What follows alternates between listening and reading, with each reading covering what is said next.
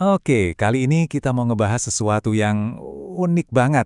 Sebuah teka-teki dari dunia otomotif Indonesia. Ada satu mobil yang larisnya bukan main, selalu ada di puncak daftar penjualan, tapi di saat yang bersamaan, dicaci maki habis-habisan sama banyak orang. Aneh kan? Nah, ini dia pertanyaan utamanya yang bakal kita coba jawab. Kenapa sih mobil yang laku keras ini justru jadi bulan-bulanan kritik? Percaya deh, cerita soal Daihatsu Sigra ini lebih dari sekedar review mobil. Ini tuh cerminan tentang pasar kita dan budaya kita sebagai konsumen. Pertama, biar nggak dibilang asumsi, kita lihat datanya dulu. Sigra ini, wow, secara komersial dia itu raksasa. Angka penjualannya nggak bohong, konsisten masuk 10 besar. Ini bukti nyata kalau mobil ini diterima banget sama mayoritas masyarakat Indonesia. Tapi, ada tapinya. Di sisi lain, coba deh dengar omongan orang di luar sana. Ada yang nyeletuk, suara pintunya aja kayak nutup lemari seng. Nah, kritik-kritik setajam ini nunjukin kalau ada persepsi kuat bahwa kualitas mobil ini ya begitulah. Jadi, mana yang benar nih? Oke, biar jelas, kita bakal bedah misteri Daihatsu Sigra ini satu persatu. Kita akan lihat paradoksnya, apa aja kritiknya, stereotip pengemudinya, kontroversi soal 7 penumpangnya, sampai kebudayaan cukup baik yang mungkin jadi akarnya. Yuk, kita mulai. Oke, kita mulai dari bagian pertama, paradoks Sigra. Di sini kita coba pahami dulu panggungnya. Di mana sih posisi Sigra ini sebenarnya di pasar otomotif kita yang super ramai?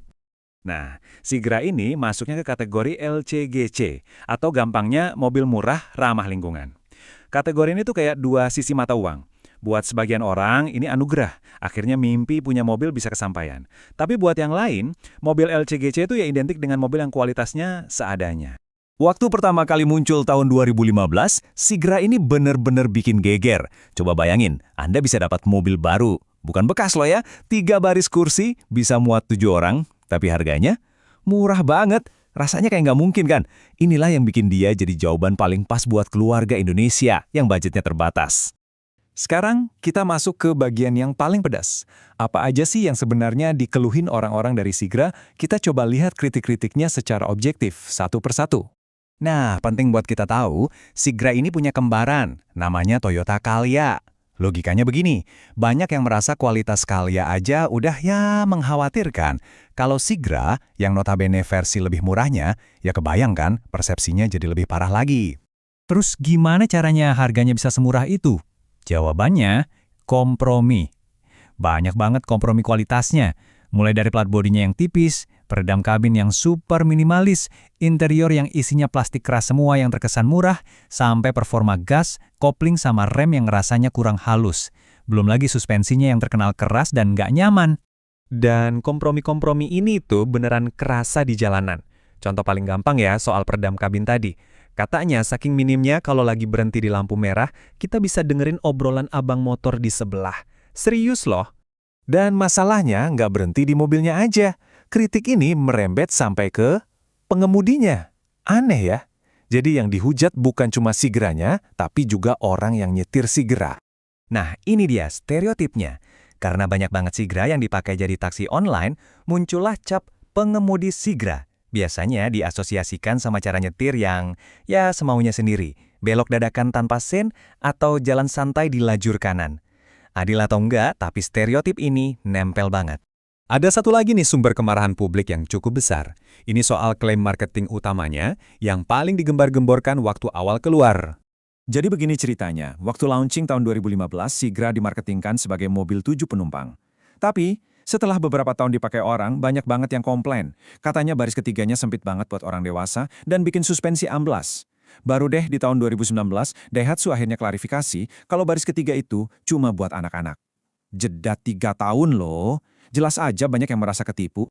Dan poin pentingnya di sini adalah ini bukan cuma soal spesifikasi teknis, ini soal kepercayaan.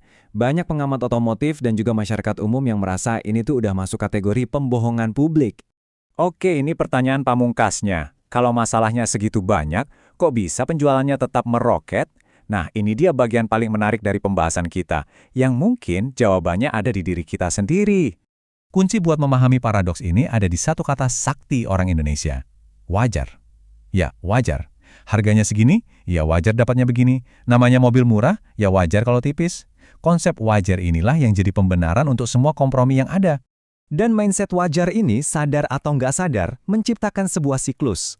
Produsen merilis produk yang penuh kompromi, kita sebagai konsumen menerima aja sambil bilang wajar, produknya laku keras, dan akhirnya produsen jadi nggak punya alasan kuat buat bikin produk yang lebih baik. Siklus ini bisa bikin standar pasar jadi mandek. Jadi gimana dong kesimpulannya?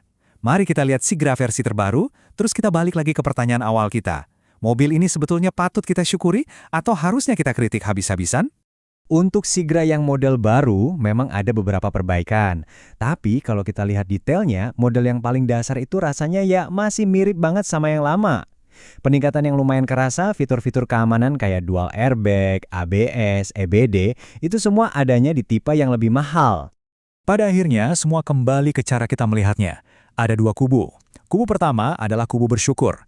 Bagi mereka, Sigra ini pahlawan karena bisa mewujudkan mimpi banyak keluarga untuk punya mobil. Kekurangannya, ya wajarlah dengan harga segitu. Tapi ada juga kubu kritis yang melihat Sigra sebagai produk yang menahan standar kualitas pasar otomotif kita. Jadi jelas ya, ada dua sisi yang sangat berbeda dalam cerita ini. Sisi yang bilang, yang penting murah dan muat banyak. Dan sisi yang menuntut, ayolah, kita sebagai konsumen berhak dapat yang lebih baik lagi dong. Ini yang mungkin bisa jadi bahan renungan kita semua. Apakah Daihatsu Sigra ini sebuah produk yang cacat, atau justru dia adalah cerminan paling jujur dari apa yang pasar Indonesia inginkan dan butuhkan saat ini? Apakah Sigra yang membentuk pasar, atau jangan-jangan pasarlah yang menciptakan mobil seperti Sigra? Coba Anda pikirkan.